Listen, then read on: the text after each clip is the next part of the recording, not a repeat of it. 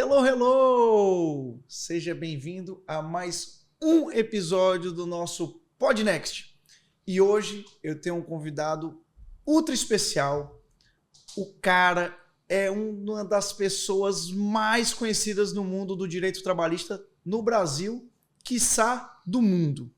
Tem mais de 2 milhões de seguidores nas mídias sociais, mas ele aparece pouco. Então, hoje vai ser a oportunidade que vocês vão ter para conhecer esse ícone das mídias sociais no mercado de trabalho do Brasil, para falar sobre direito e para tirar as principais dúvidas, para falar sobre os principais desafios que os empregadores enfrentam no Brasil, que é com relação aos processos trabalhistas. Para isso, eu tenho aqui comigo Rafael Praxedes. Muito bom. CEO do Direito do Empregado, portal no Instagram. E o que mais, meu amigo? Conte mais para nós aí. Conte quem é Rafael Praxedes e fala um pouquinho sobre esse teu projeto. Vamos lá, Marcelo. Obrigado pelo convite, primeiramente, né? Queria me apresentar um pouco aqui, né? Sou advogado de formação, me formei em 2012, fiz especialização em Direito e Processo de Trabalho lá em 2013, fiz mestrado em Direito e lá em 2012 também criei o portal Direito do Empregado, né? Portal que começou pequenininho lá atrás, era um sitezinho, um blog, e foi crescendo.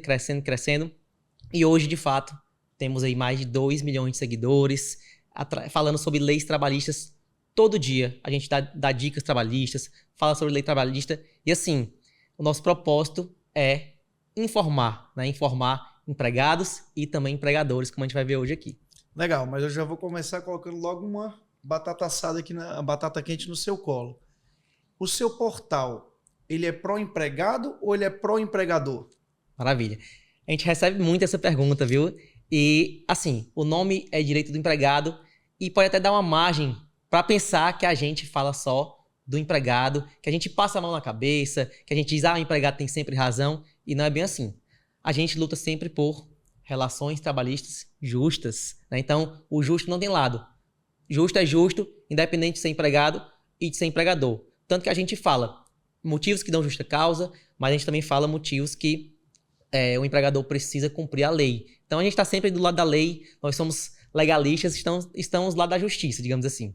Não, fico feliz de ouvir isso, porque de fato é onde a gente consegue alinhar o propósito da Next também com o próprio direito do empregado, que é relacionado a tornar as relações trabalhistas mais simples, eficientes e justas. Então, seja bem-vindo. Se você tem esse propósito, você tem esse compromisso, então eu imagino que todos que vão escutar aqui essa nossa conversa vão se beneficiar bastante, porque a primeira coisa que eu quero te provocar aqui para trazer é quais são as principais causas, né, de processos trabalhistas no Brasil. Você tem aí algumas estatísticas? Se você não tiver, a produção preparou aqui bem direitinho um ranking para a gente olhar e a gente poder discutir ponto a ponto. Maravilha. Eu já li o relatório da Justiça do Trabalho ultimamente. Eu sei quais são os maiores casos de processo trabalhista, já sei quais são, e aí vai ser um prazer conversar com vocês sobre cada um deles a partir de agora. Fala um aí para ver se tá aqui. Cara, com certeza tá aí, sem dúvida nenhuma. Hora extra tá aí. Hora extra tá aqui. Talvez o principal. Outro que tá aí, multa do artigo 477, com certeza também tá aí. Você vai explicar melhor pra gente, com certeza. Adicionais de insalubridade, certamente. Quem fez essa lista? Foi você ou foi o pessoal da Next? Eu acho que foi a produção aí. Você acertou Eduardo. 3. É pra tentar mais? Faltam 2? Vamos falar dos 5 maiores. Deixa eu ver se eu consigo pensar aqui em outros 2. Verbas rescisórias. Tá aí. Também temos. Tá? E o último, deixa eu pensar. Multa. Qual?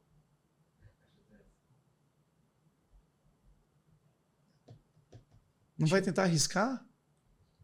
Vamos falar também sobre multa de 40% do FGTS. Esse ficou aqui também entre os 5 maiores. Pô, verdade.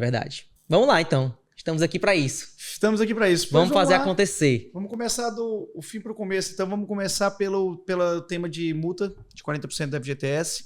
A ideia aqui é, de fato, utilizar todo o teu conhecimento e também trazer um pouco do que você vivencia aí no dia a dia, com as tuas mídias sociais, e os comentários, e as reações, as interações que você tem com todo o público, para você trazer aqui um pouco de luz para os empresários com relação, não só para os empresários, mas para todos que estiverem aqui nos acompanhando, com relação a esse desafio, quer dizer, bom, a questão de como trabalhar melhor a questão da multa de 40% do FGTS.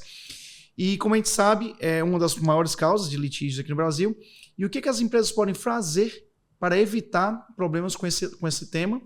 E se há algum erro comum aí que podemos evitar?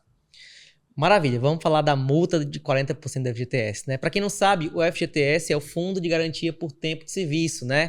Que o empregador tem que depositar ali todo mês na Caixa Econômica Federal, geralmente vale 8% sobre o salário bruto, e aí fica na conta vinculada, separada ali do salário, e não pode ser descontado do salário. O pessoal pergunta muito isso pra gente. Pode, não pode? Não pode ser descontado do salário. E aí o que é que acontece? As empresas, quando vão dispensar o empregado sem justa causa, elas precisam pagar a multa de 40% do saldo do FGTS. E muita gente tem dúvida.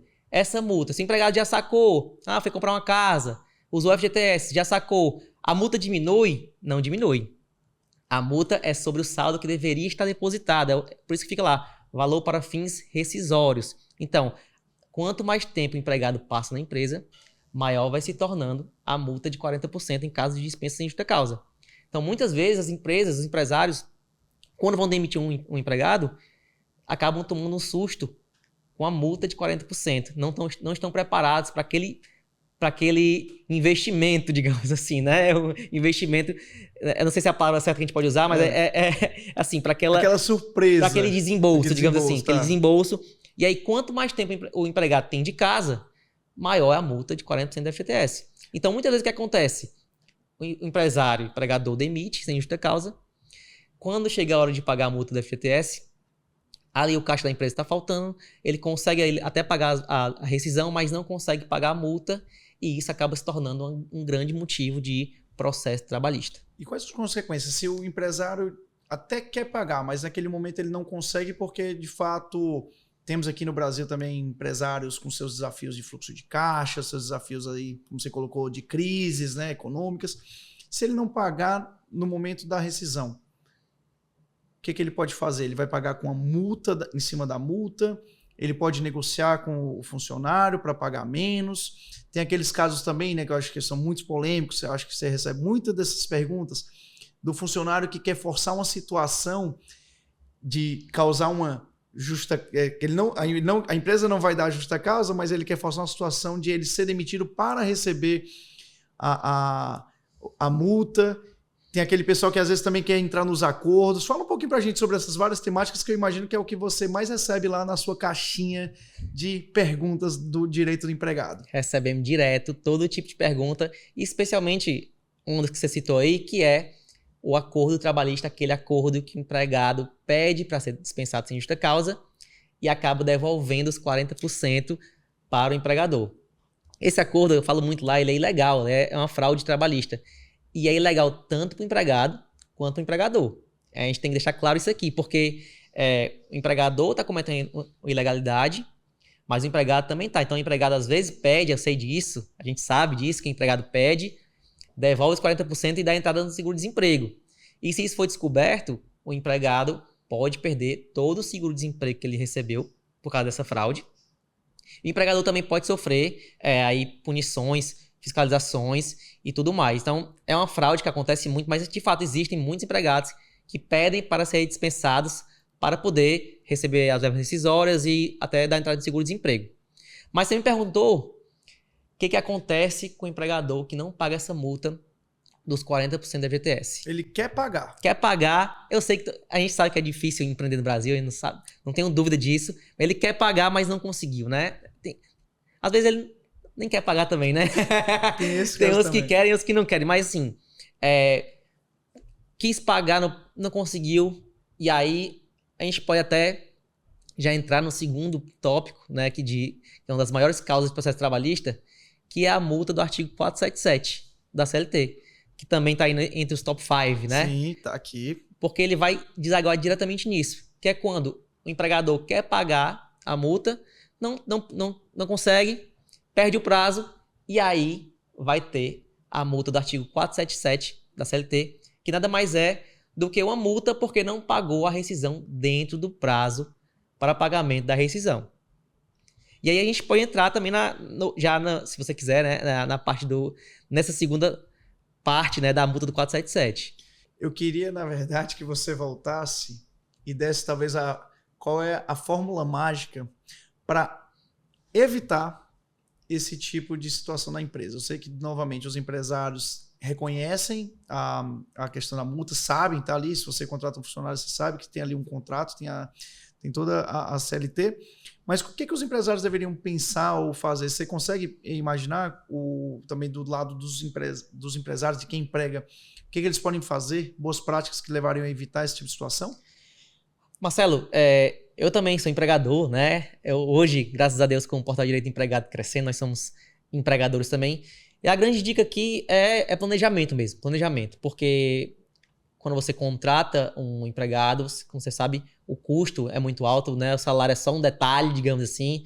Existem vários encargos e um deles é a multa de 40% da FGTS em caso de dispensa em justa causa. Então você tem que ter um planejamento de poder saber se você vai poder dispensar esse empregado ou não, sabendo que existe aquela multa ali se você for dispensar. Então, você precisa ir fazendo uma reserva de emergência, fazendo uma reserva de passivo, fazendo esse planejamento para na hora de dispensar, porque assim, acontece muito também, tá?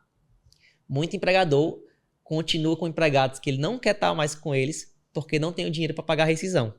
Isso acontece demais. Já recebi diversos depoimentos como esse. Então, às vezes acaba ficando refém porque ele quer dispensar, mas não dispensa porque ele não tem a verba necessária para pagar a multa sem sofrer um processo trabalhista que vai correr juros, correção e tudo mais no futuro.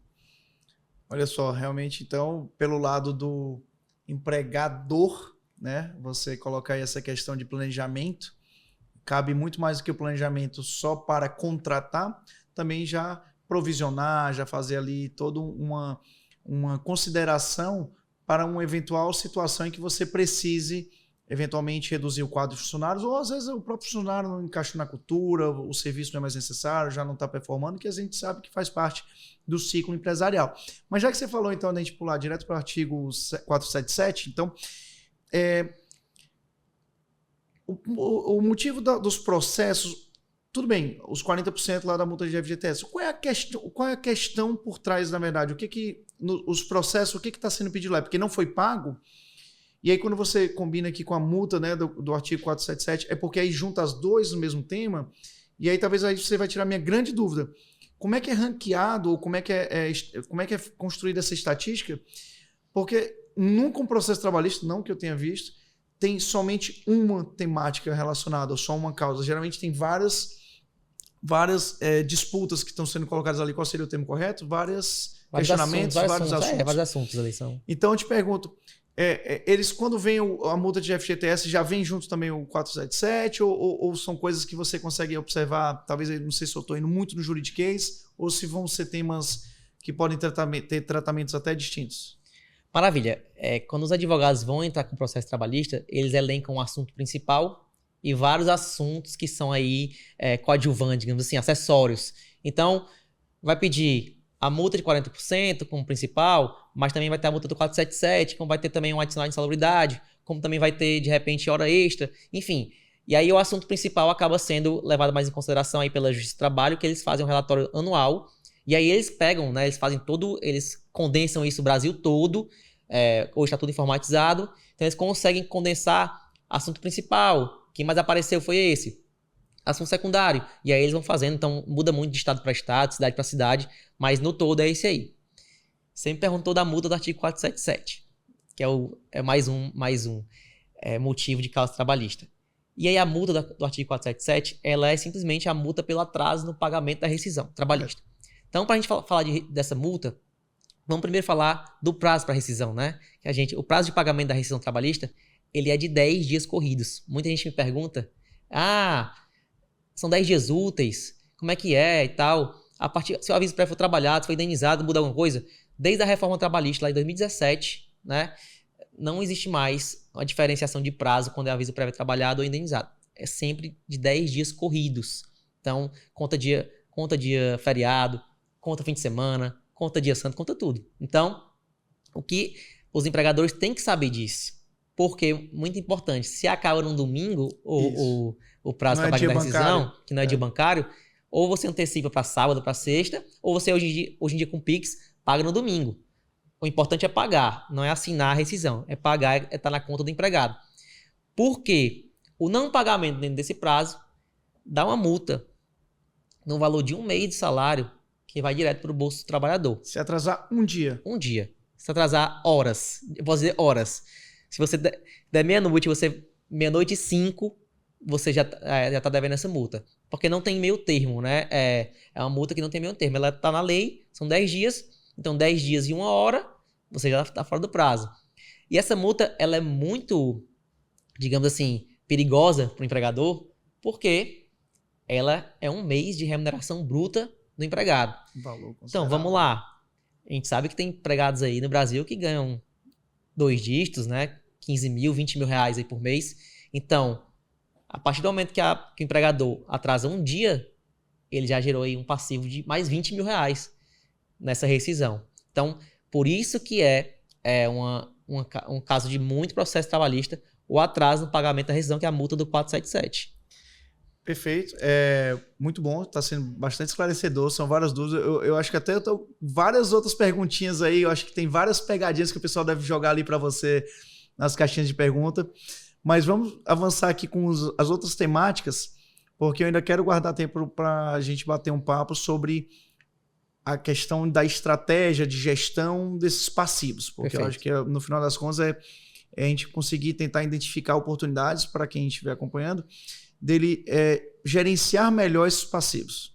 Que é isso que é o grande objetivo que muita gente tenta, que é não, vamos dizer assim, desperdiçar recursos indo para multas ou mesmo com a ineficiência que a gente vai ter que ter de ter que enfrentar o processo trabalhista. Vamos lá.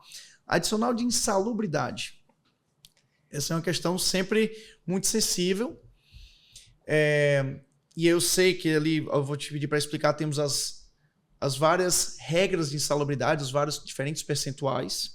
Isso também já gera confusão também até na comunicação entre empregador e empregado, porque às vezes ele entende que um determinado percentual deveria ser o correspondente àquela atividade prática que ele executa.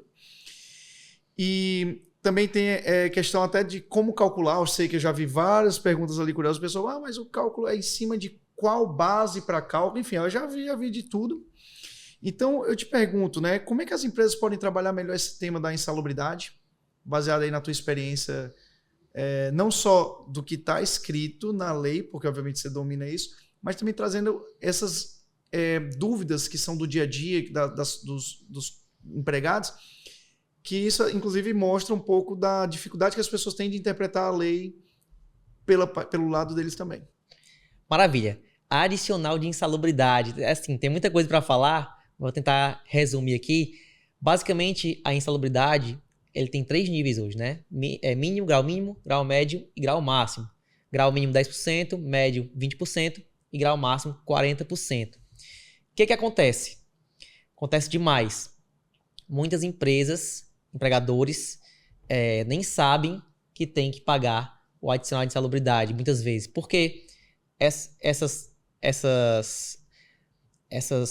profissões atividades que colocam em risco, né? Atividades que colocam ali alguns agentes bioquímicos, estão lá na NR15 do governo. Então, muitas vezes as empresas nem sabem que tem que pagar a insalubridade, e é por isso que ela acaba aparecendo aí como um grande motivo de processo trabalhista. Porque assim, uma vez que o empregador ele passa a pagar a insalubridade de forma espontânea, ele não pode mais voltar atrás. Isso é bom vocês saberem. Então, é bom, já vale aí o like aqui no nosso podcast. Por quê?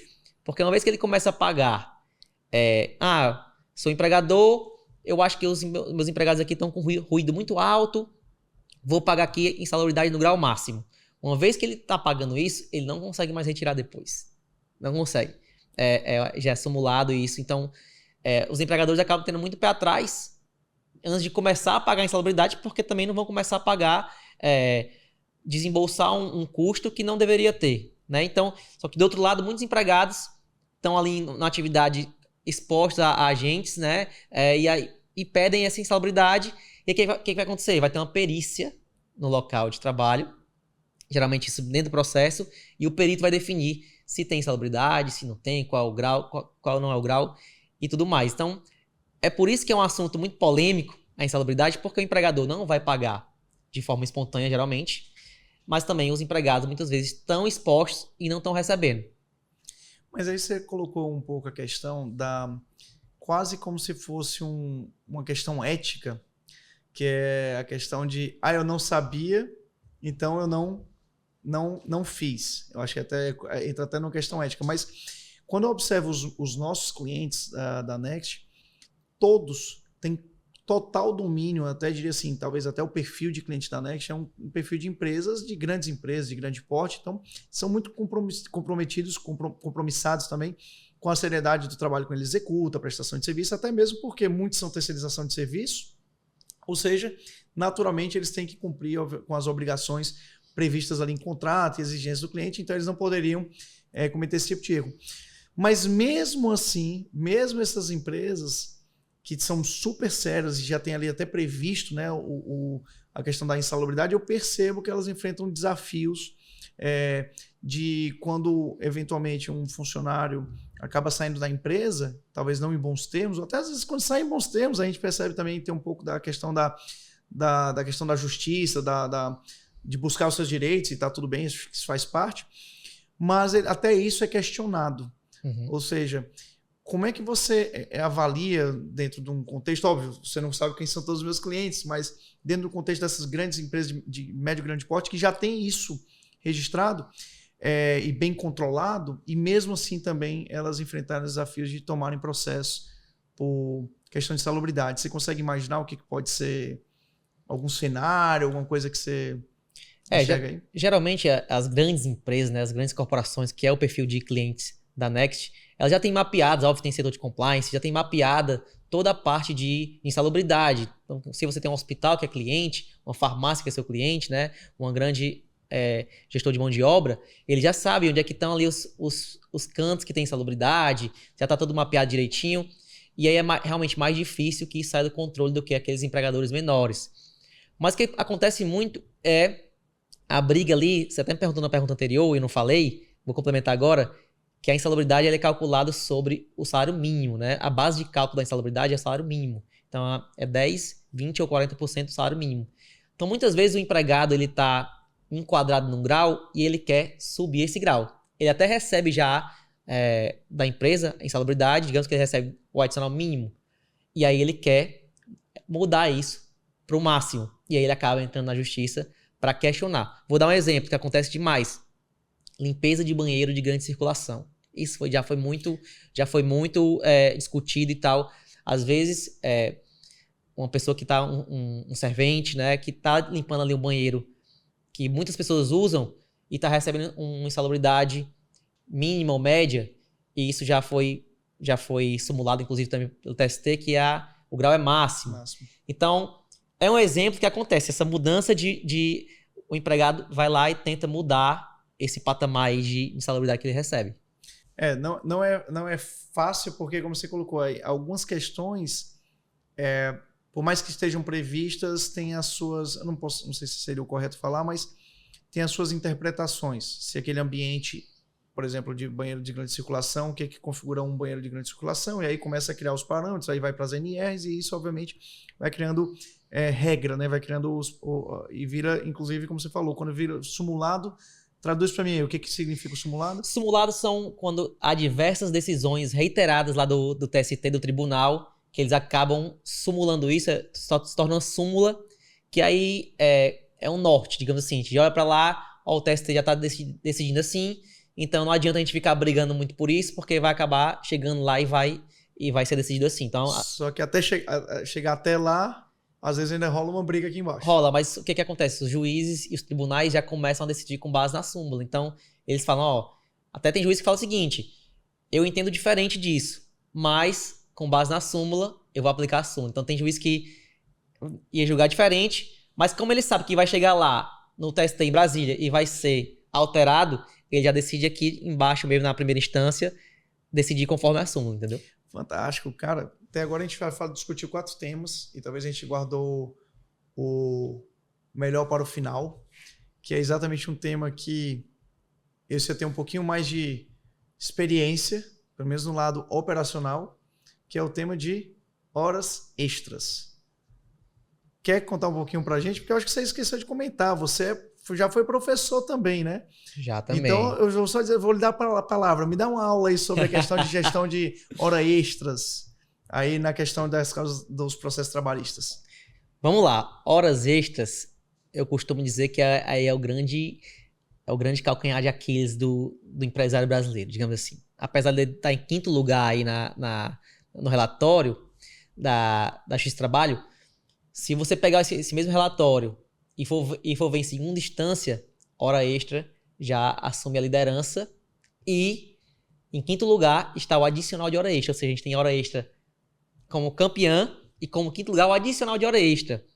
Então, hora extra, Marcelo, é um assunto super, super grande e complexo, né? Mas para poder resumir um pouco aqui nesse nosso papo, por que eu digo que é o calcanhar de Aquiles do empresário? Porque tem uma armadilha aí na hora extra, que é a seguinte: quando o empregador, deixa de pagar uma hora extra habitual, uma hora extra que o empregado sempre faz, aquela hora extra que vira quase dentro do expediente ali, né? Aquela nona, aquela 10ª hora.